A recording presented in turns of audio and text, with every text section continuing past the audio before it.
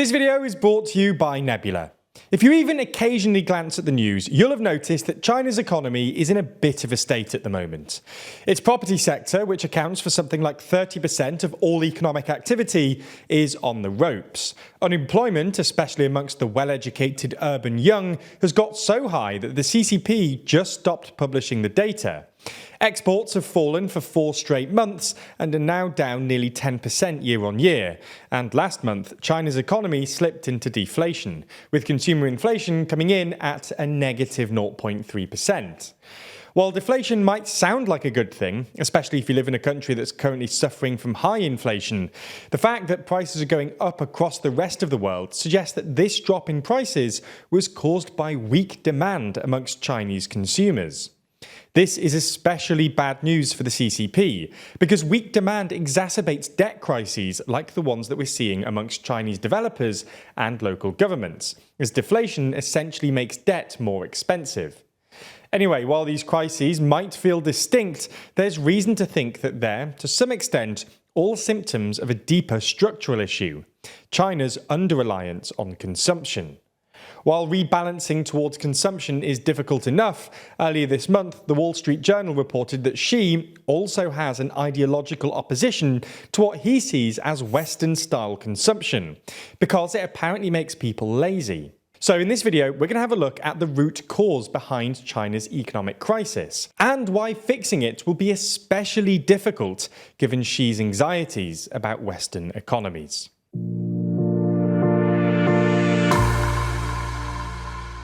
So let's get straight into it. At first glance, China's economy crisis can seem like multiple separate mini-crises. After all, you've got a property crisis, a local government debt crisis, a youth unemployment crisis, a decoupling-induced exports crisis, and now a deflationary crisis. However, there is a common thread here, and it's the fact that the Chinese economy relies too much on investment and exports, and not enough on consumption. Essentially, GDP is often defined as the sum of 4 things: government spending, business investment, household consumption, and the difference between exports and imports. Now, we're not going to go into this in too much detail, but the main thing you need to know is that household consumption makes up a small fraction of Chinese GDP. Most economists agree that consumption accounts for about 1/3 of Chinese GDP. This is the lowest of any major economy, and far less than developed economies. In practice, this means that your average Chinese person doesn't really buy or consume that much stuff, and the Chinese economy is instead mostly driven by Chinese businesses selling their stuff to foreigners. The basic reason for this is pretty simple. Through a variety of mechanisms, including an undervalued currency, China essentially underpays its workers, keeping them poor and keeping China's exports competitive. Now, economists and academics disagree on the precise cause of China's economic woes, but most agree that it has at least something to do with the fact that consumption accounts for such a small fraction of China's GDP. This is actually something the IMF has been warning about for a while now, and earlier this year the IMF's director, Kristalina Georgieva, urged China to rebalance its economy towards consumption. If you're interested in the precise economics of all this, by the way, we'd recommend reading a book called Trade Wars Are Class Wars that came out a couple of years ago. We're not paid to say this, by the way, we just think it's good. Anyway, all these separate mini-crises interact with China's under-reliance on consumption. The deflationary crisis, for example, is in part because Chinese consumers just don't have enough disposable income.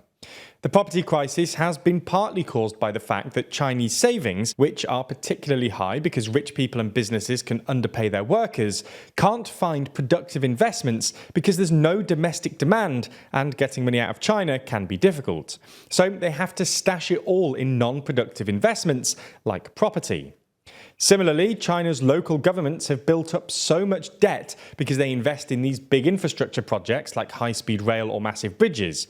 But China's consumers just aren't economically active enough to actually make productive use of these investments, which means that they don't produce higher tax receipts to pay off the debts. China's export crisis is partly caused by a US-led decoupling, sure. But the crisis is made particularly acute because Chinese manufacturers can't sell to their domestic market. Because, again, Chinese consumers don't have enough money. Similarly, China's youth unemployment rate is in part a story about educational inflation, but it's also because, as exports decline, China's domestic economy doesn't have the strength to create enough jobs. So you get the idea. China's many economic crises are all, at least in part, a symptom of the fact that consumption makes up a tiny fraction of China's GDP. And, well, this is bad news for the CCP, because if this analysis is correct, this means that the CCP won't be able to resolve China's economic woes by plastering over the various mini-crises. Instead, they'll have to structurally reform the Chinese economy, rebalancing it away from exports and investments towards consumption. This is a big ask for a couple of reasons. First, structural rebalancing will almost definitely mean a temporary economic slowdown. But second, it'll also probably incur some pushback from those constituencies in China that benefit from the current system, including big exporters and manufacturers who won't want to pay their workers more. These difficulties might explain why, even though the CCP know that they'll need to increase consumption, they still haven't got round to doing it. The CCP have been aware of this problem since at least March 2007, when, during his closing press conference at the two Sessions Parliament meetings, then Premier Wen Jiabao announced rebalancing towards consumption would be one of the CCP's top priorities. However, there seems to be another reason, and that's Xi Jinping's ideological opposition to what he sees as Western-style consumption.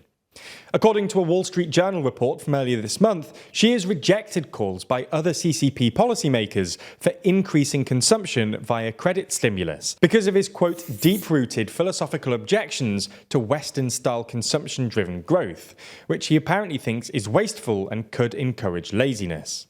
This shouldn't come as a total surprise. In 2021, Xi warned against the so-called trap of welfarism, which he believes creates lazy people in South America. But it's nonetheless pretty wild that Xi, a nominal communist, sounds like a centre-right or right-wing neoliberal. Now, while Xi's anxieties about the excesses of Western-style consumption might be understandable, without at least some rebalancing, China's economy is unlikely to fully recover. All in all, if China's economic woes are indeed a consequence of its under-reliance on consumption, then resolving them will be difficult, and perhaps impossible, if Xi lets his ideas about Western excess interrupt the necessary changes. Now, that's not all either. There's also the matter of the Chinese conflict with the US in the Asia-Pacific, which we actually discussed in the Daily Discussion. There, Rory and Zach sat down to talk about the intricacies of this to help us better understand what's really going on. In fact, we release these daily discussions, well, daily, covering a huge variety of topics in a more analytical and detailed way than is possible in these main videos. The entire series is available exclusively on our streaming service Nebula. If you've been thinking about signing up, then I have some good news. For a limited time, we're offering lifetime memberships. Yep, if you sign up for a lifetime membership, you get access for as long as both you and Nebula exist. Plus, you're also funding new original content from your favourite creators. In fact, if you sign up using our link, then a third of that money goes straight to us, and the rest goes into the pool to develop new Nebula originals with bigger budgets and better production. Now, it's clearly a lot of money, and honestly, the best value plan is still the annual one. But if you really want to support independent creators and help us make even bigger projects, then this is the best option. Again, do make sure you use our link so that they know that you're supporting TLDR. And also, this offer only lasts until the end of the month, with no guarantee it'll ever be offered again. So, if you're interested, this is your opportunity. Anyway, thanks for your support and for signing up to Nebula.